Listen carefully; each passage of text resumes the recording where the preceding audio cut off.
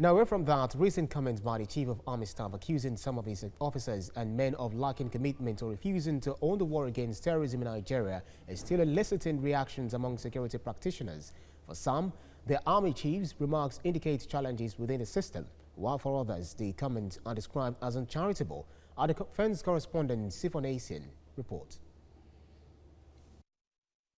Almost every setback in the Nigerian army has had in our operations in recent times can be traced to insufficient willingness to perform assigned tasks.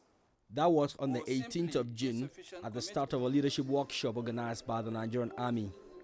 And at the end of the workshop, 5 days later, a news release by the Army spokesman indicates the Army chief making a similar comment. Several days have passed, and the remarks by the Chief of the Army Staff continues to generate reactions, particularly in security circles. He is the head of the army. So in all honesty and with all the respect, we cannot say he doesn't know what he is talking about. It is uncharitable and unfair to pick out that single factor, that is lack of commitment by soldiers in the front line, when in reality, perhaps it's a few of those soldiers that have shown lack of commitment, not the entire soldiers in the front line. One thing they agree is that the remarks by the Army chief provides an insight into the challenges within the army. The problem that the Nigerian military or Nigerian army or Nigerian military in general is facing is a multifaceted problem. Even as an outsider, I'm not a military person, but I'm aware of itself. But my point is that he is at the echelon of that institution. He has responsibility to correct the rights and the wrongs. He has responsibility to reward performance. He has responsibility to punish offenders.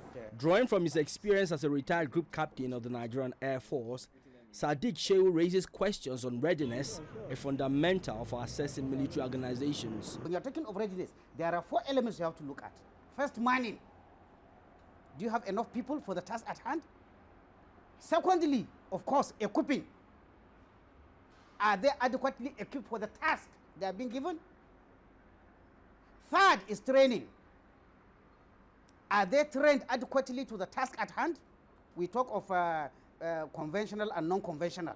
We talk of support to military, to civil authorities. We talk to peacekeeping. These are the tasks that we are giving the Nigerian military. Is the training adequate with that? And fourth and not last the least, which is the one that General Burche talked about, is leadership development. Beyond the questions is the reality of taking responsibility for the outcomes of the Nigerian Army operations, which Kabiru Adamu says should rest on the Chief of Army Staff.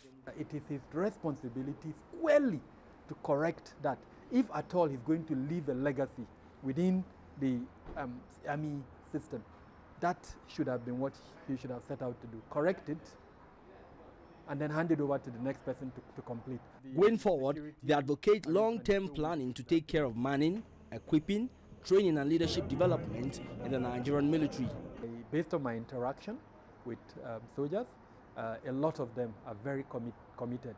Are they unhappy about their circumstances? Yes. And every right-thinking person will be unhappy. If your welfare is not being taken care of, complaints regarding allowances, complain regarding equipment, complain regarding turnaround, and then even the support they should be getting from the other security agencies. The take, hold and rebuild principle is not being adhered to. The military is doing all of the three. The military takes, it holds, it rebuilds, when in reality it shouldn't be like that. The police and the other security agencies should play those roles. Thinking strategically, doing long-term planning. With the cooperation between the military top brass, the executive and the legislature, because we are in a democracy, there must all be legislative input, we should have a think tank that will plan, okay, these are the shortages we have.